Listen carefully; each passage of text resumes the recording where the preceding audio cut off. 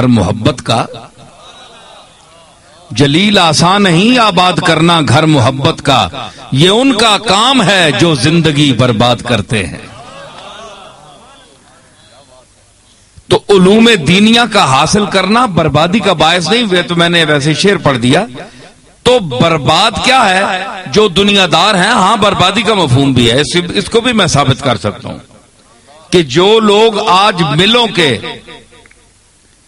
مالک ہیں، اربوں پتی ہیں، خربوں پتی ہیں، ان کے نزدیک یہ آپ طلباء اور مولوی جو ہیں انہوں نے زندگی برباد کی ہے۔ یہ جنازہ پڑھا دینا، نماز پڑھ لینا، یہ کوئی چیز ہے؟ آپ وضو کریں، یہ ارکان ہیں، یہ واجب ہے، یہ سنت ہے، یہ مستحب ہے، یہ کیا چیزیں ہیں؟ دنیا کماؤ، پیسہ اڑاؤ، کھاؤ، آج تک جو گیا وہ واپس نہیں آیا۔ یہ مذہب، یہ دین کیا ہے؟ یہ بڑے لوگ اپنے منہ سے مذہب کا انکار نہیں کر سکتے، ان کی جرت نہیں ہے، کیونکہ وہ اس ملک کے خداداد پاکستان میں سانس لے رہے ہیں، ان کو سکونت حاصل ہے۔ لیکن پیسے نے، دولت نے ان کو اس قدر اندھا کیا ہوا ہے کہ اگر آپ لوگ ان کے عقیدے کو، اللہ ان کے عقیدے کو آپ کے ذہنوں کی سکرین پر سامنے لے آئے تو آپ استغفار پڑھیں، اللہ سے معافی مانگے کہ یہ ان کے عقیدے ہیں اللہ اور رسول کے متعلق اور دین کے متعلق۔ ان کا مذہب صرف پیسہ ہے، چاہے وہ حلال طریقے سے کھائیں کمائیں یا حرام طریقے سے کمائیں۔ تو جتنی طاغوتی طاقتیں ہیں، اس کا سربراہ امریکہ ہے اور دوسری طاقتیں ہیں، یہ پیسہ اور دولت وہیں سے آ رہا ہے، اور وہی چاہتا ہے کہ دین اور اسلام جو ہے وہ پنپ نہ سکے، اور کبھی کس کو لڑا دیتا ہے، کبھی کس کو لڑا دیتا ہے۔ تو اس کا مطلب صرف قوت حاصل کرنا اور پوری دنیا پر حکومت کرنا ہے اس کا مقصد۔ اب ان کے ساتھ جن کے رشتے ہیں، جن کے رابطے ہیں، جن کا دین، مذہب، اللہ، رسول، پیسہ ہے، دولت ہے، وہ صرف پیسے کو سب کچھ سمجھتے ہیں۔ ان کے نزدیک نہ کوئی مسجد ہے، نہ کوئی اللہ ہے، نہ کوئی رسول ہے۔ ہاں، جب مصیبت آ گئی، جب موت کا وقت آ جائے گا تو وجوہ یومئذ ناظرۃ الی ربھا ناظرہ، تو اللہ نے فرمایا کہ وہ لوگ کچھ چہرے ہوں گے جو کھلے ہوئے تر و تازہ ہوں گے اور اپنے رب کی طرف دیکھ رہے ہوں گے کہ ہم کس کی طرف جا رہے ہیں، ہمارے سامنے کس کا جلوہ ہے، کس کی تجلیات ہیں۔ ایک وہ طبقہ ہوگا، تو یہ میرا خیال ہے وہ غریب طبقہ ہوگا، وہ مسکین طبقہ ہوگا جس کو زندگی بھر قوت لا یموت، اتنا کھانا کہ وہ زندہ رہ سکیں، اس سے زیادہ ان کو میسر نہیں آیا، اور عبادت میں مشغول رہے، مسجد کی خدمت میں مشغول رہے، قرآن خوانی میں مشغول رہے، تو ذکر و فکر میں ان کی زندگی گزری، لیکن غریب تھے۔ تو فرمایا وجوہ یومئذ ناظرۃ الی ربھا ناظرہ،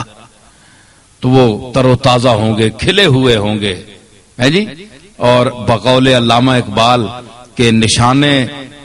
مرد مومن بات و گویم، مسلمان اور مرد مومن کی میں تجھے نشانی بتاؤں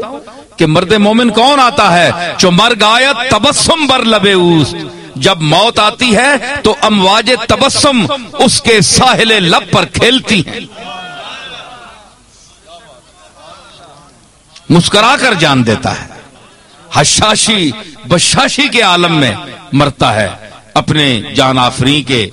سپرد اپنی جان کرتا ہے کہ یہ تیری دی ہوئی چیز تھی،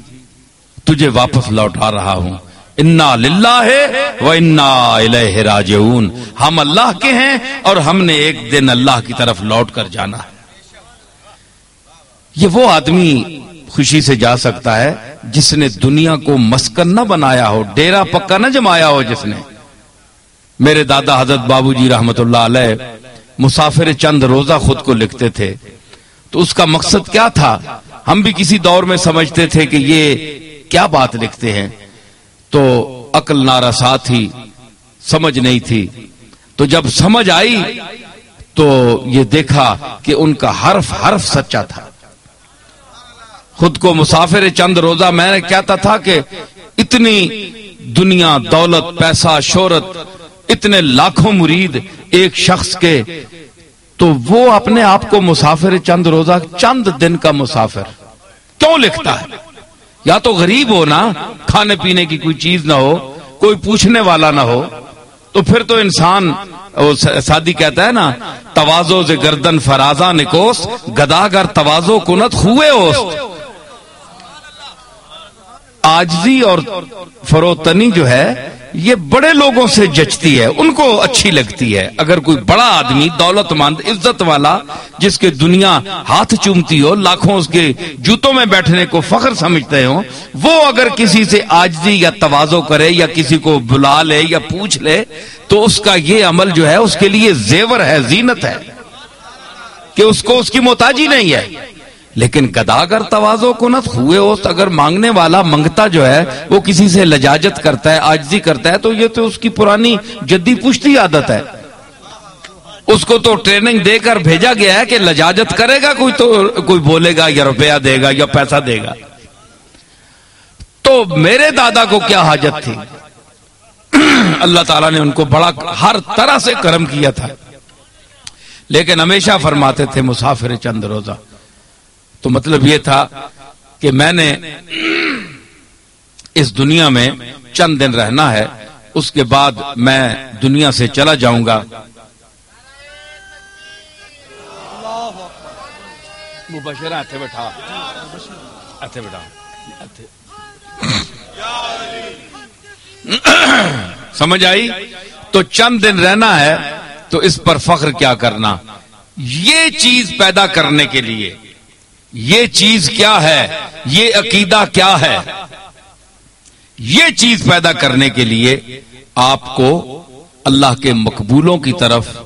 توجہ کرنی پڑے گی کہ روحانیت کیا ہے، تصوف کیا ہے جی؟ جو لوگ یہ سوچتے ہیں، دیکھیں نا اللہ نے فیصلہ فرما دیا، میں نے ابھی آیات پڑھی آپ کے سامنے، وجوہ یومئذ ناظرۃ الی ربھا ناظرہ۔ پنجابی جانے جس طرح پھول کھیلنا ہے،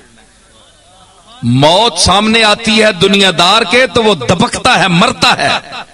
کہ ہائے میں مر رہا ہوں، میری دنیا اجڑ رہی ہے، میں کس کو دے کر کیوں جا رہا ہوں، اپنے بچوں کو بھی کیوں دے کر جا رہا ہوں، میرا اپنا وجود کیوں فنا ہو رہا۔ لیکن جب مومن کے سامنے موت آتی ہے، مومن کے سامنے آتی ہے، میں اپنے دادا کی ایک بات سناؤں گا، پیر میر علی شاہ صاحب نے، ان کے ملفوظات میں بھی ہے، فرماتے تھے کسی نے کہا جناب کہ فلاں بہت بیمار ہے تو قریب الموت ہے، تو فرمایا کہ موت تو خوش نصیبوں کو آتی ہے جی، خوش نصیبوں کو آتی ہے، ہم نے خدا جانے اس دنیا کی قید میں، جیل خانے میں کتنے دن اور زندگی بسر کرنی ہے۔ تو یہ نہیں ہے، منع بھی ہے موت کی تمنا کرنا، کیونکہ اللہ نے زندگی ایک انسان کو نعمت دی ہے۔ تو مقصد یہ ہے کہ پیر صاحب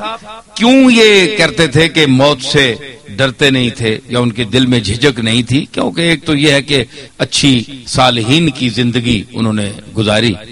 وہ اللہ کے فضل اور اپنے عمل سے مطمئن تھے، پھر دنیا کی کوئی خواہش نہیں رکھی، کوئی پراپرٹی نہیں خریدی، کوئی جائیداد نہیں خریدی، حالانکہ پراپرٹی جائیداد خریدنا کوئی گناہ نہیں ہے، شرعی حدود میں رہ کر جائز پیسے سے لینا، آپ تعمیر کر سکتے ہیں، کروڑوں کا اربوں کا کاروبار کر سکتے ہیں، لیکن اس سے دل لگا کر نہ بیٹھیں۔ اگر آپ اس سے چمٹ کر بیٹھ جائیں گے تو پھر مرنے کو قطعاً آپ کا جی نہیں چاہے گا، پھر آپ کہیں گے کہ ہم نے زندہ رہنا ہے، آئے دیکھیں نا، جمع مالا وعددا یحسب ان مالہ اخلدا، ایک تو پیسے جمع کرتا ہے پھر گنتا ہے، انسان جو ہے پیسے جمع کرتا ہے پھر گنتا ہے، یحسب ان مالہ اخلدا، اور یہ گمان کرتا ہے، پاگل آدمی ہے نا، تو یہ گمان کرتا ہے کہ اس کا مال اس کو زندہ رکھے گا،